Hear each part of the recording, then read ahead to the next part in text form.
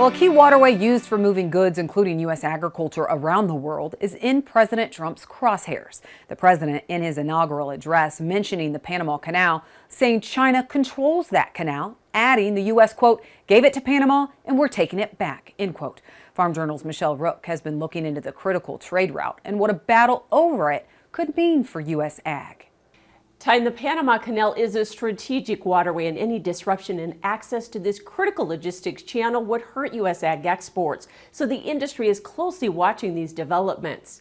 Now, in response to President Trump's renewed pledge to take over the canal due to Chinese influence, Panamanian authorities have initiated an audit of Panama Ports Company, which is at the heart of the issue. The Panama Canal has been the center of controversy since the U.S. turned the canal over to Panama in 2000 under a treaty signed between the two parties in 1977.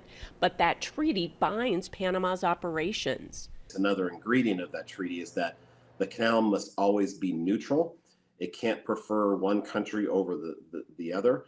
And if that ever was in danger or in peril, U.S. military intervention would be justified. President Trump expressed concern about the Chinese influence in Panama, calling it a national security issue. Steenhoek says China has provided some financing for a bridge over the canal, but at issue is their influence in two regional ports. 2 of the 5 are actually operated by a Hong Kong-based company called Hutchison Port Holdings. And this company originally received a 25-year concession to operate those 2 ports, one on the Pacific side, one on the Atlantic side, in the late 1990s.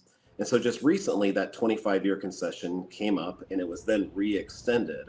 The audit will look at Hutchison Holdings' compliance with that agreement as part of a broader investigation which aims to ensure the efficient and transparent use of public resources. President Trump also claims U.S. ships have been unfairly charged for using the canal. Steenhoek attributes recent higher freight charges to the drought, which limited service, but also points out the tolls are transparent and governed by the treaty signed with the U.S. Part of the treaty, made sure that it had to be governed on a neutral basis, so one country, one industry didn't receive preferential treatment. The tolls are very public in how they assess those tolls, and it's based on different types of vessel types, different types of tonnage that's utilizing the canal. Meanwhile, Panama's president has declared Panama's control of the canal as non-negotiable, and so the ag industry can only hope for a resolution that doesn't disrupt trade. I'm Michelle Rook for U.S. Farm Report. A lot of history there. Thanks, Michelle. Well, egg prices are on the rise, and both sides of the aisle are now blaming it on bad policy. What is the real reason behind the price spike? That's Chip's Corner next.